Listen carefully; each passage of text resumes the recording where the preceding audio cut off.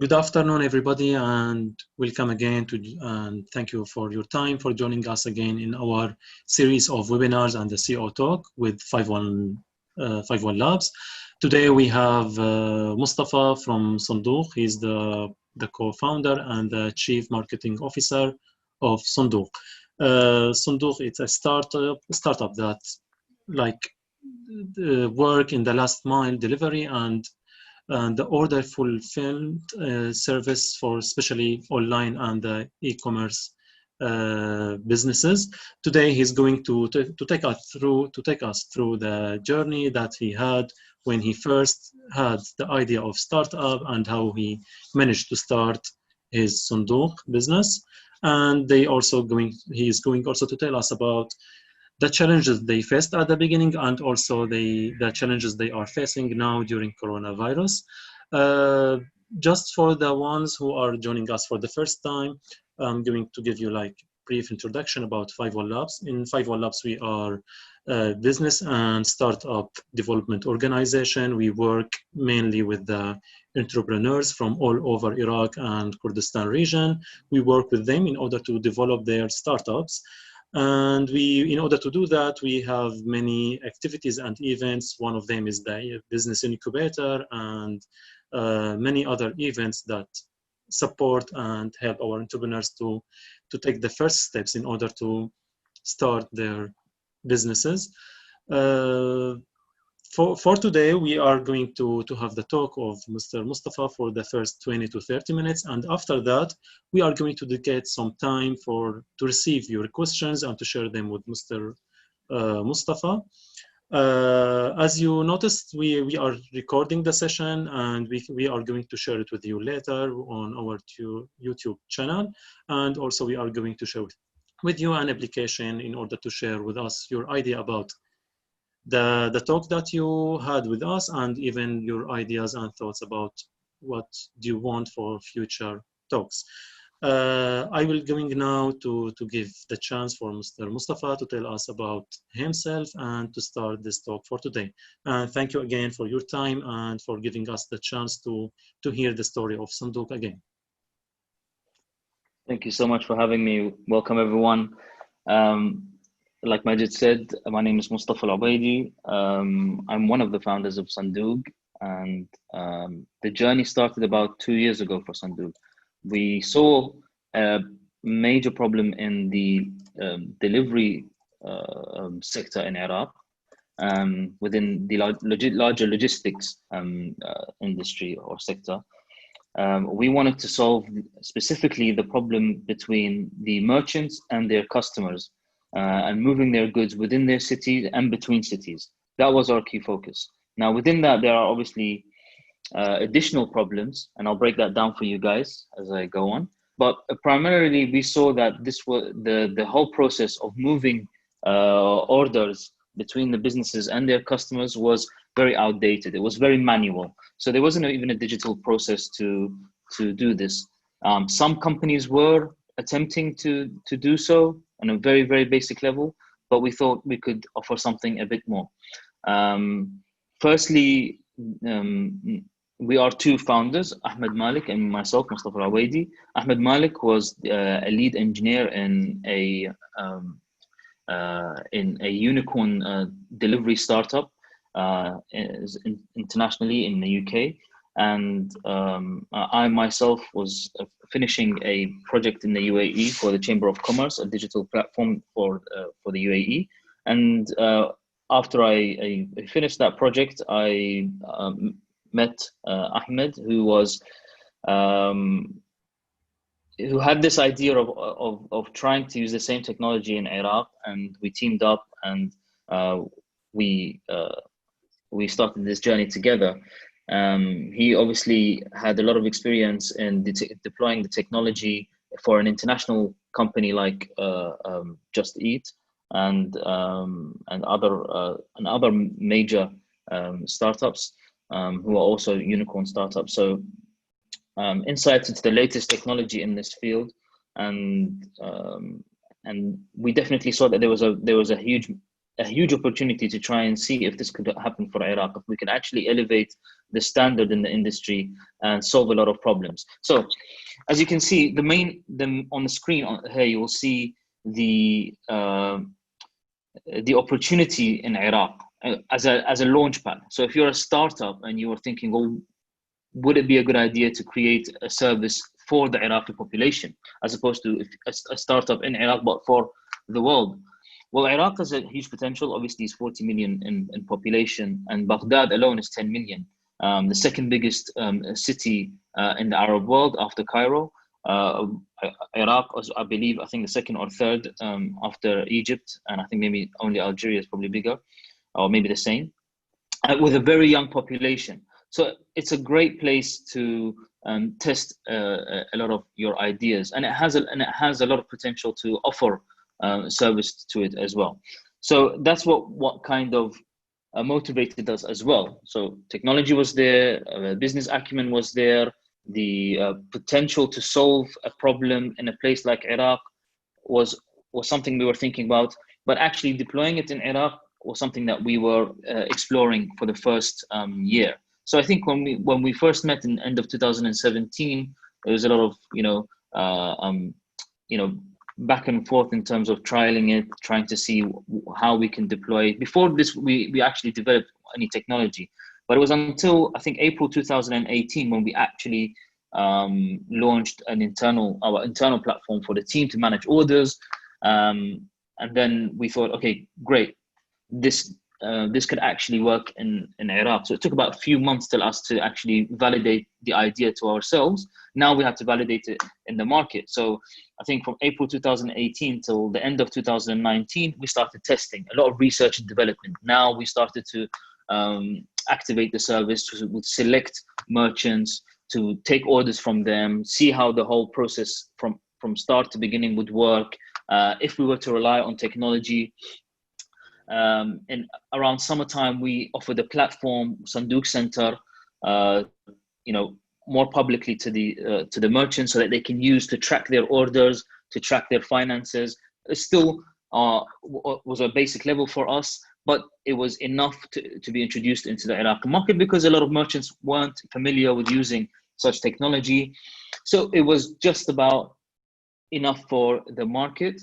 And we started taking more orders. And I think from the end of 2018, we thought, great, the market now understands there is something coming. There's a new way of thinking. There's a new set of processes that they need to introduce into their sales, into their delivery, into their supply chain. So end of 2018, beginning of 2019, we started to go a bit more public. And remember, this was from working in April 2018 till the end of 2018. We were purely research and development, very selective about who we choose, and not being public at all. Nobody really knew who was behind it. We were very protective of the work that we were doing because we don't want to get distracted. It was all about research and development. 2019 came. We were quite public. Started onboarding a lot of businesses. Obviously, our order rate shot up, and we were also new challenges. Can we manage large orders? Are we able to process this in one location? Which location would it be? New conversations started happening, of course, but we still felt that we had a lot to do to validate this to the as a business or as a market as a whole, for the country as a whole. Come June 2019, was another milestone for us because we started taking thousands of orders a week, to the point where we're thinking, okay, so now this isn't just a testing phase. We are now officially an integral part in the market. There are people who actually consider us. We are actually being given a lot of orders, and people are relying on us completely. It wasn't like they were using 3 or 4 delivery companies, which is what a lot of businesses are doing. There was no trust because it was a manual process. You're not relying on a system. You're not relying on one company. You have the freedom to choose and mix and match. There's no loyalty to one delivery company. Now, at the same time, e-commerce is rising. We saw it in the last 2 years, rising a lot. Smartphone penetration was rising, better internet. People were investing more in that space, and we started noticing a lot of social media selling increasing. People were being a bit more mature about the way they sell on social media, and that was at the same time when Sandoog was growing as well. So we saw the correlation, you know. It was at the right time. We definitely believe now we introduced something at the right time. And like I said, from June, so the second quarter, after the second quarter of 2019, we started growing quite rapidly until the Corona period, where it's been a bit more steady, but it's still going. And I'll talk about the Corona period in a bit. But from June 2019 until, let's say, February 2020, that was when we were, you know, we were shooting. Like, we were really, you know, the growth rate was just linear. You know, it wasn't like up and down, whatever. It was just linear all the way until after the protest. There was the period where the protest in Baghdad and and Corona happened. So everyone was hesitant. Roads were being closed. The whole country was being on a standstill. And of course, the Corona period, everyone faced the same problems. But we definitely started to gain a lot of attention. We started really rapidly growing after we were plugged into a lot of businesses, and we started to get a wide variety of business. It wasn't just social media businesses. It wasn't just the e-commerce. There were companies, enterprises who were starting to rely on Sandoog, and that's when you start to you know, go into the next phase. To end the timeline, from about February until now, it was a completely new phase, because now we were being tested to see if we were able to progress. I won't say survive, I'll say progress even during this period. We knew that we would survive because we had that belief. It wasn't because of this confidence or whatever. It was it was strategic. We understood that what we are offering is integral for the progress of businesses, of the country. And we had to double down on that and assert that to all our businesses and all new businesses that needed to keep going during this period. So of course, banks were relying on us. We had companies like Keycard or whoever, they were really relying on us during this period. And we realized that at the end of the day, the logistics sector is the backbone to trade and economic growth in any country. And I think a lot of people have noticed that, because it was a frontline service, just like the medical industry, you know, whether it's producing personal protection items, whether it's doctors, whether the food industry, and even food delivery companies. We don't deal in food, we don't deal in express, we deal in logistics. So we noticed that moving up and down the country was still a very important thing during the Corona period.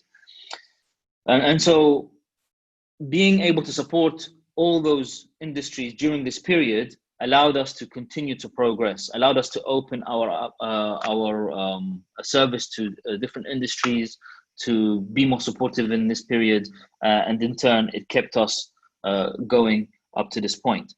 And like Alice pointed out just before this, we have launched a new logo, more of an updated logo to our traditional logo that we've been using for the last year and a half, because we've come out into a new phase. And I think we've used our time not to just to double down on a service and who we offer the service to, but also we worked on upgrading our system, upgrading our team, opening conversations with new people, and those things were important at the time, when you notice that, okay, if we are not able to progress in this way, we have to find another way. And you know, you try to keep yourself going and not feel negative. And a lot of businesses felt like this was make or break for them, and weren't able to pivot or have a wider vision to see, okay, what else could I do? And it was mostly like, this thing that I'm doing is not working. I either make it happen or I don't make it happen. So again, and it's about widening that vision and allowing yourself to see, okay, what stuff have we relegated before that we need to take priority now, that some stuff are not working, or we're not able to kind of operate in the same way now. Yeah, that's the timeline until now. Now, a little bit more about our service. Sandoog offers last mile delivery, like Majid said, which means we operate between businesses and their customers, but we also support them in many ways. We handle their products, we sort it, we distribute to different cities, and then it reaches the customer. What we don't do, we don't operate in food or consumables or perishable items or fragile items, that need to be delivered immediately. We collect, we could store if the company wants or the business wants, we sort and we distribute. And those are our main services. I think I've got it here. So yeah, so why we are focusing on those things, because like I said, there was a huge problem that we noticed in the logistics industry, and more specifically in the last mile delivery, which is still a new concept. I mean, it's less than a decade old in most countries. So it's fairly new around the world. So the first problem is, well, like I said, is outdated. There were a lot of people who were using very manual processes, no database, not keeping track of information, of receipts. The second problem was the mismanagement of cash transactions. 90% of transactions in Iraq are probably cash, maybe even more. And that means sometimes it's untraceable, especially when people are relying on manual processes.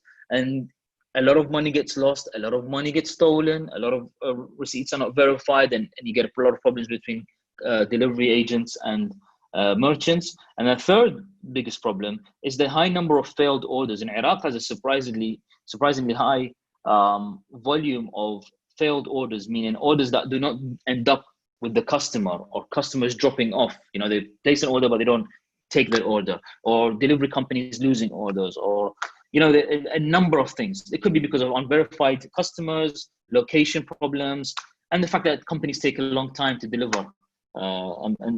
But that falls under something called reverse logistics. It's big all around the world anyway, because in more developed countries who have online transactions, people buy a lot of items, try it on and return it. So delivery companies still face a lot of high returns, but it's different, right?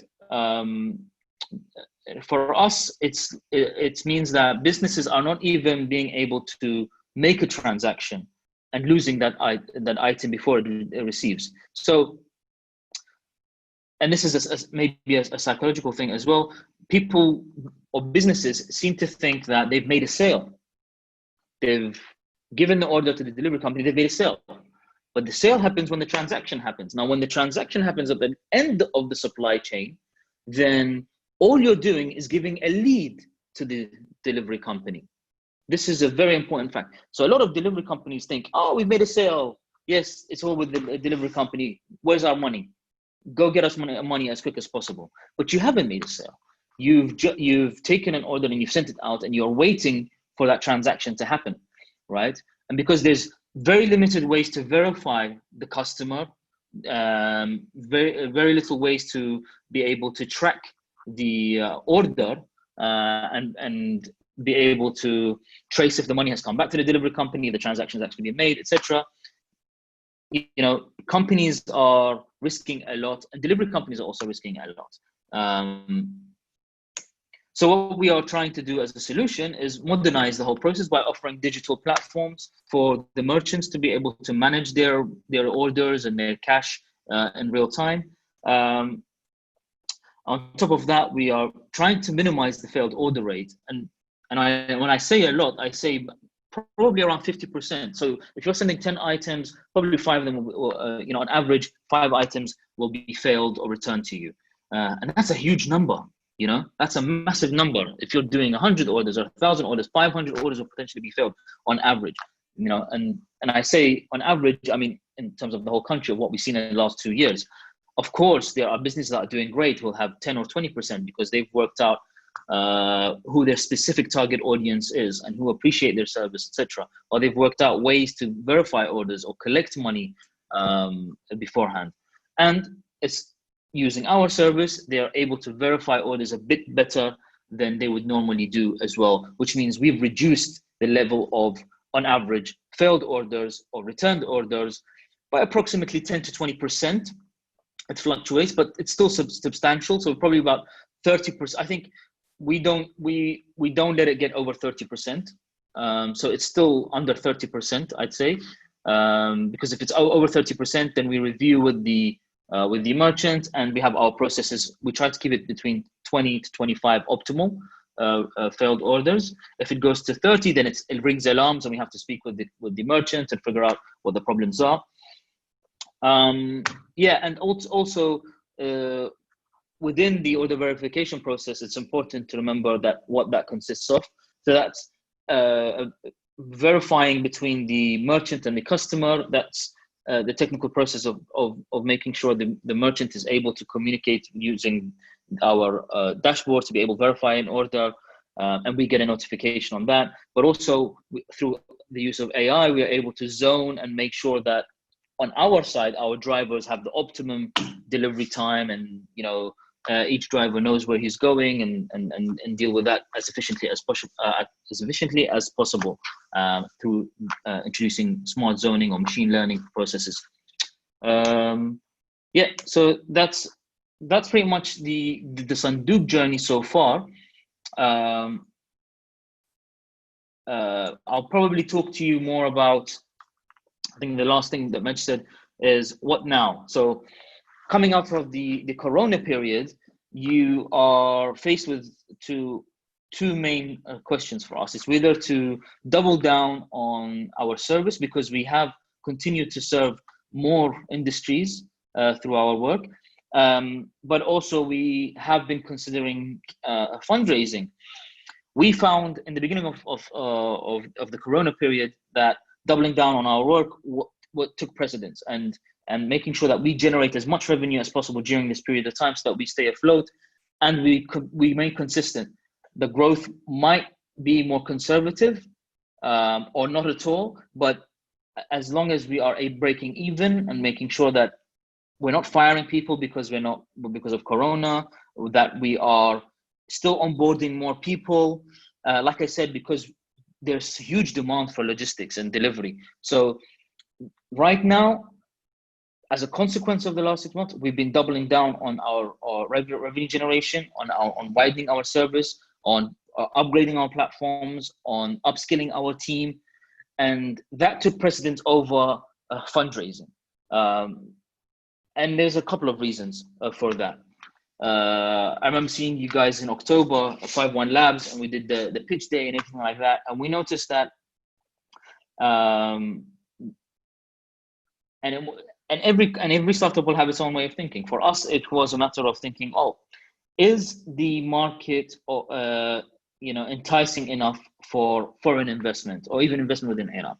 Do we want to pursue local investment? Do we want to pursue international investment? Are the procedures required to be able to secure investment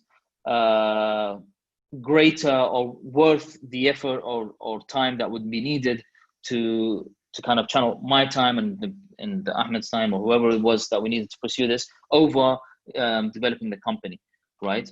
And in this case, for us, it was the business first, and it proved to be successful because at the end of the day, now we are able to we have built our brand.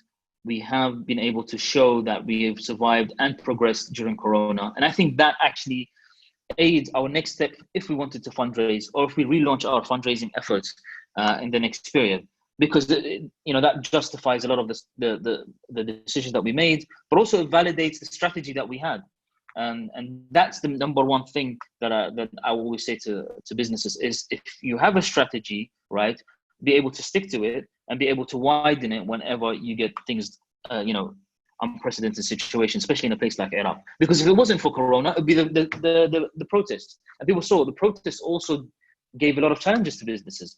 A lot of changes were being made, whether it's security-wise, whether it's logistically, they weren't able to travel or move goods or be able to deal with businesses.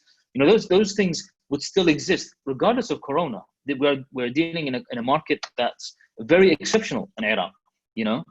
Just like that, something could affect your business, and you would have to pivot or make drastic decisions. So again, that was the reasoning behind our journey the last 6 months during Corona. I'd be happy to you guys can just raise your hands or throw a question or whatever, because I can talk till tomorrow. So whatever questions you have, please throw them at me. I think someone sent a message. So you deal with B2B and also B2C. The approach for each is different. How do you manage that? We only deal with B2B. We don't deal with B2C. So we don't deal with customers, the end customer, the end consumer, in terms of like picking up orders from them and then delivering to someone else. So originally we were thinking that when we were trying to when I first teamed up with Ahmed, of course, because in UK and Europe and most countries, CTC is quite known. Businesses people do send stuff. Courier service is quite well known. But we noticed that was a very difficult market to crack. And to this day, no business has completely cracked it, because it's still got a long way to go.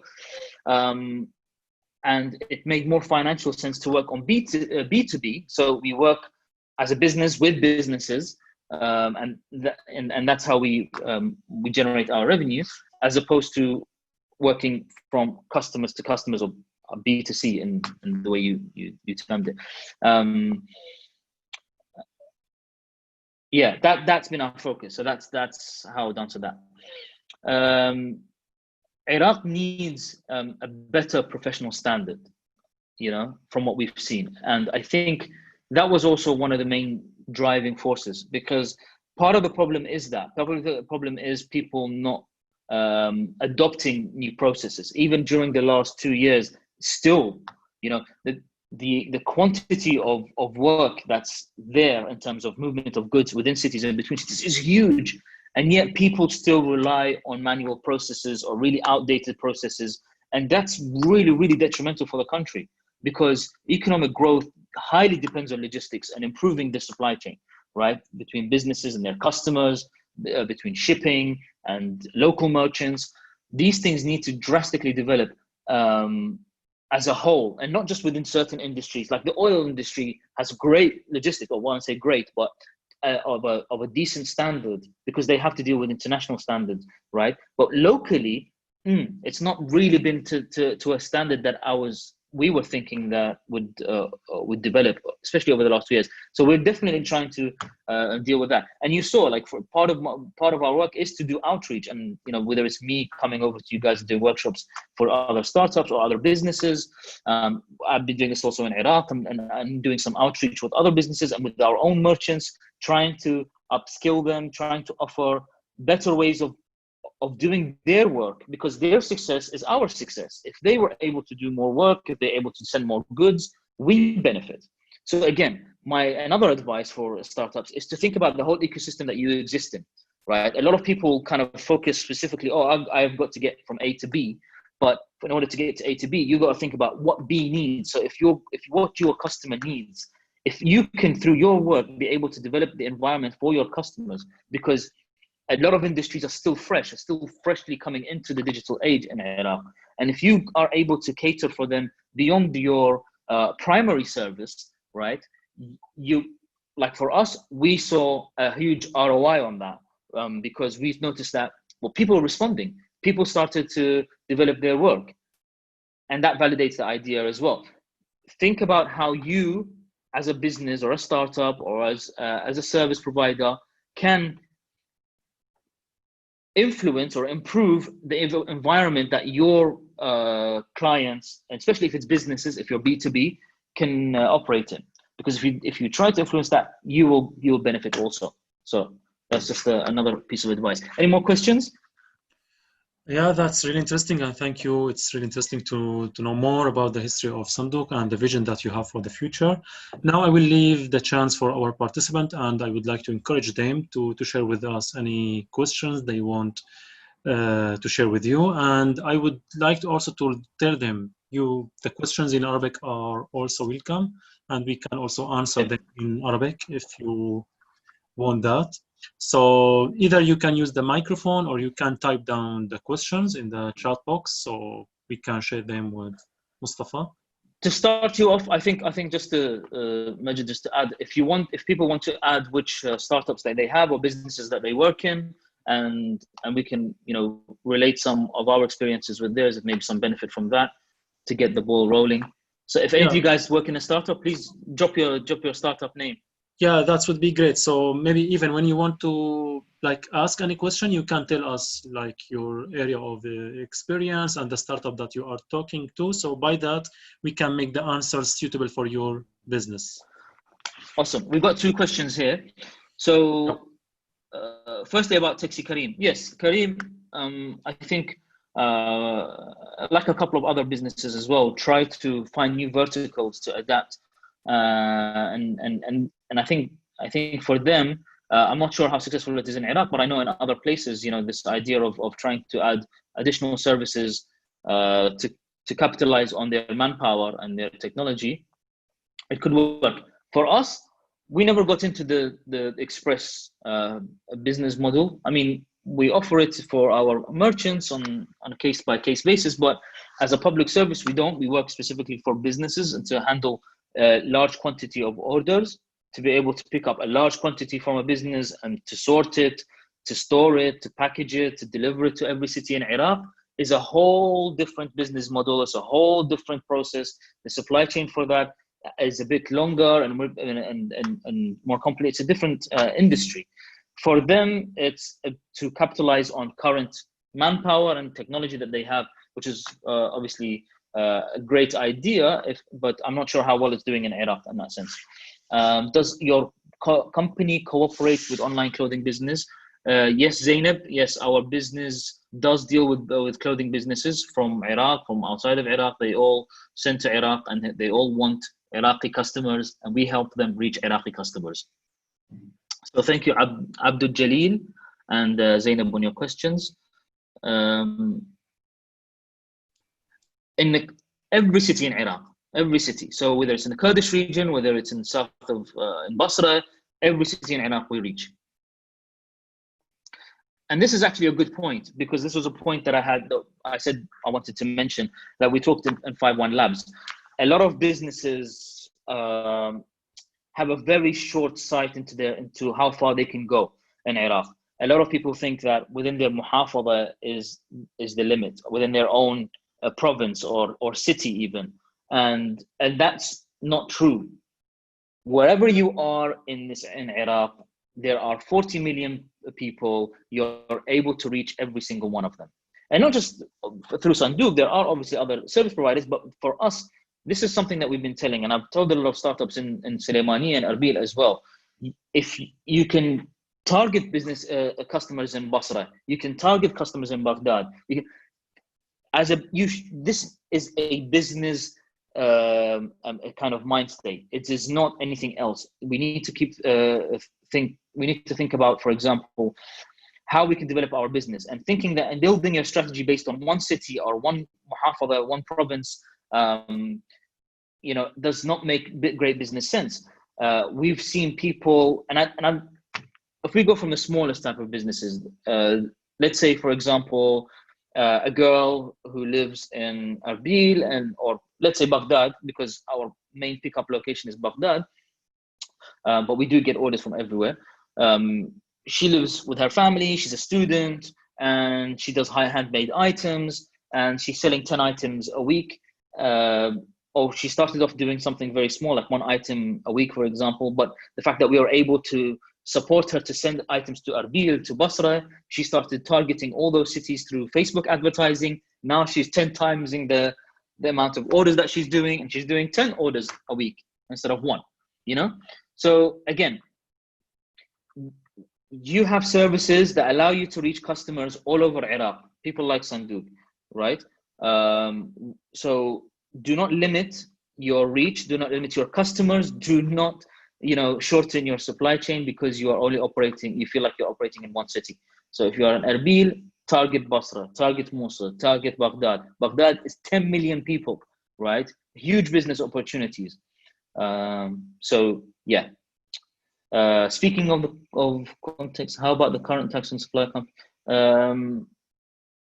I'm not too sure what kind of attacks. For us, we haven't had much problems. I think maybe in the oil fields, we did some deliveries to some oil fields and stuff. There were some changes, but there have been increased security in those places, and yeah, it's been fine. I think a lot of businesses are adjusting as well. Yeah, there has been attacks, and I think there's been added security to especially the oil fields, to added security to the ports in Basra, for the shipping ports. There have been added security on airports, etc. And we've been updated to deal with whatever new instructions that have come out from officials. So we haven't seen any problems with that from our side. You can reach me at, I'm gonna write my email here if you want to. Someone asked me how we could reach me. Sorry. Mustafa@sandoog.net. That's my email address. You can. Hello. I have a question. I'm based in London, and I don't have a startup. I work for IT companies. I'm quite interested in IT, and especially in the region of Iraq. I just have a quick question. What's your vision of the courier industry in Iraq for the next 3 years? How do you think it's going to change? I think especially because after we started, we noticed that people were taking an interest, and we saw a lot of companies seeing what we were doing, and they were adapting. They were trying to find more technological solutions to the courier service. And the more people think of it this way, the more we will see progress. In the last 2 years, when we started, we noticed a lot of companies now considering using online services, developing applications. And I think when people start to go through that cycle, in 2 to 3 years' time, we'll see a more mature logistics industry as a whole, which will trickle down to the courier services, because they will eventually have to respond accordingly. And this is it will create a domino effect, because then the people that they serve, such as e-commerce platforms, such as institutions or organizations that require mail delivery, they will all be responding. So I can speak about ourselves, our merchants, so that we are using technology. Now they're starting to think about, maybe we should develop a website. Maybe we shouldn't sell on social media. We should create an e-commerce platform. We should create an app. We should have a customer service process or a system.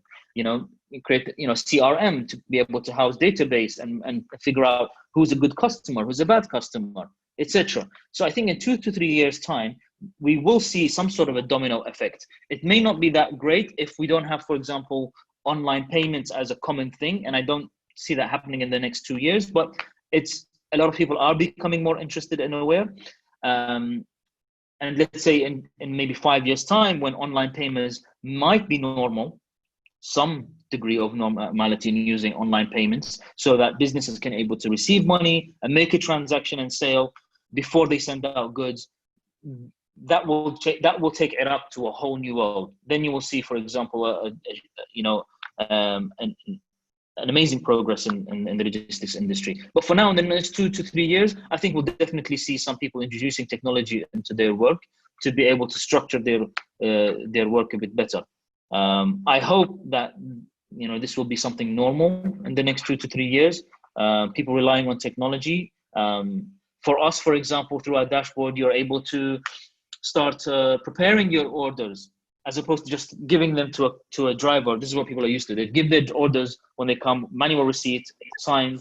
The driver gets the orders, and then the delivery company will then sort it out and then send it out. For us, the merchants can be able to, through our dashboard, print their own labels and prepare their own orders, and then we'll have a scanning process between the driver and who will scan the orders, and then it's already in our system.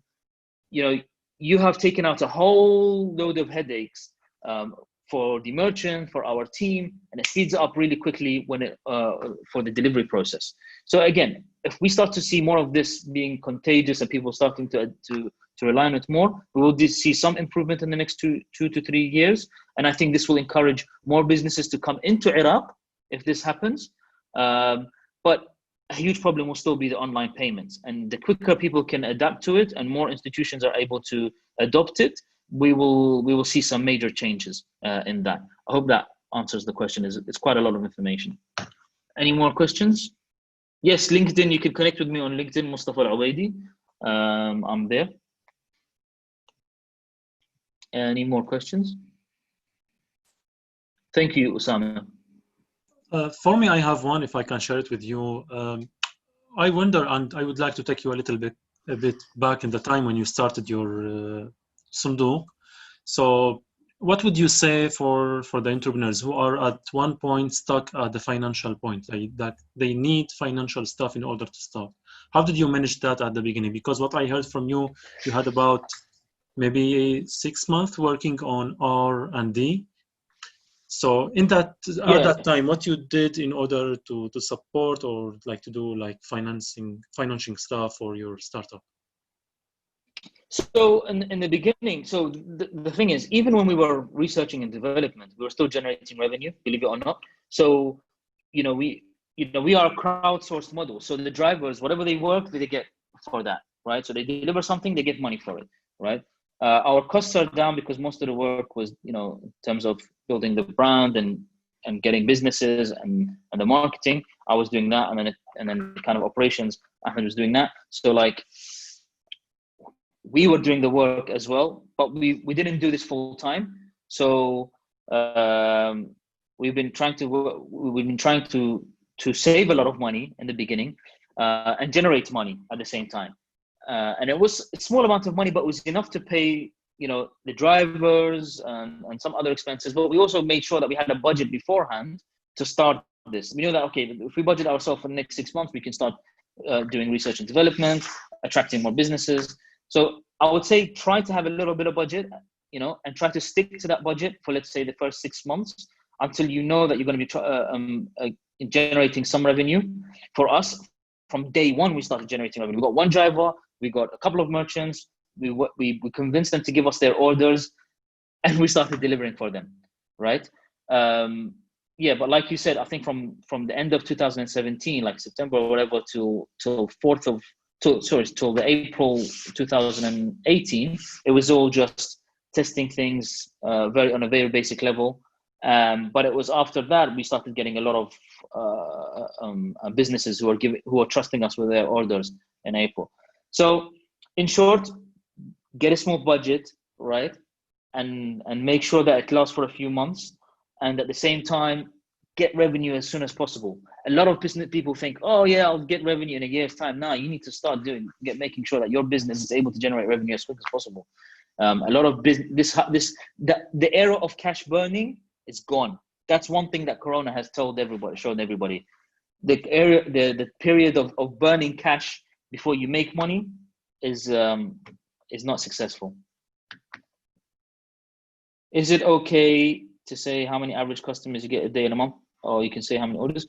Well, for us, the number is changing. We are still a growing startup, so it's really not relevant how much we do now, but we do, we try to have targets of on a weekly basis as well as monthly. And we rely on our quarterly targets to be able to indicate, for example, which stage we're going to next. So I say for people who are in the delivery market, it's not so much how many businesses that you have. Try to focus on your processes first. And then I don't want to say like in the old kind of cliche thing, but if you build it, people will come. But that's really what happens. If you offer something with value, people will come. And right now we are still focusing on one geographic location to pick up from. So we're focusing on businesses inside Baghdad. So in terms of the order rate and things like that, it's from one location only. We're picking up mostly 80% of our orders are coming in from Baghdad, from businesses in Baghdad.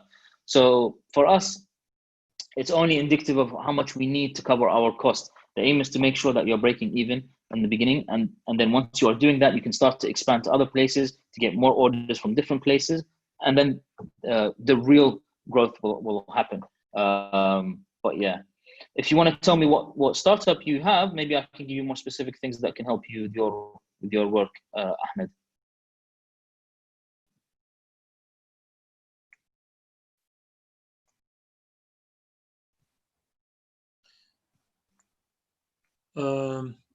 If we have any more questions, so you can share it with Mustafa. And as we said before, you can share your questions in Arabic too.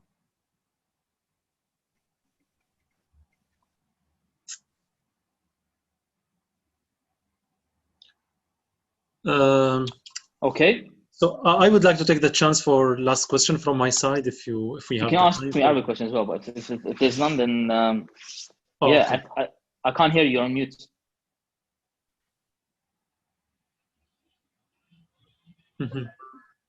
So I wonder if you can check. You are starting a logistics startup in Saudi. Can you hear me?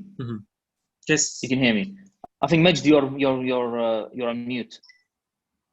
No, I think. I can't seem to hear anything. Okay, can you hear me now?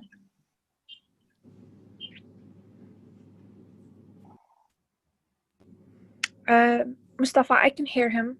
Majd, do you hear me? Maybe we lost. Hello, Mustafa. Okay. Yeah. I can't hear. I can't hear Majd. I think That's okay. Maybe like a little breaking the connection. Okay, so hello.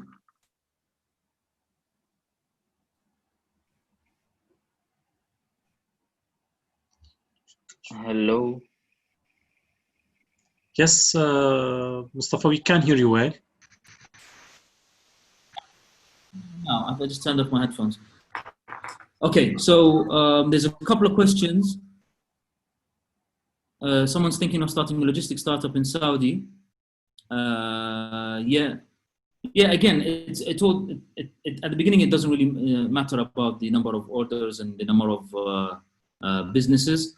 You just need to. It's on the ratio of how much you would need to operate. So, if, for example, you are renting out an office, if you have a warehouse, anything like that, they need to factor these costs and target how many orders you would need to make sure that you generate enough revenue to cover these costs. Yeah. How do you manage your cash flow, and how does the online wallet benefit you? So I think the wallet idea on our dashboard allows us to have transparency with the businesses. Businesses didn't have that transparency before, in Iraq especially. And like I said, they send out their orders and they're not sure when the money is transacted and how much money the deliveries company has taken, and whether or not that money is for them and how much is for the delivery company, etc. So I think giving transparency allows better kind of relationship with the merchant, and that's one of the main benefits of having the online wallet. We're obviously developing that more and more to allow people to manage even more specific things within the wallet. And we manage our cash flow through our internal system. So, it gives us, we're able to handle a large amount of cash on behalf of the merchants, and as well as the cash for ourselves as well, for our service charges.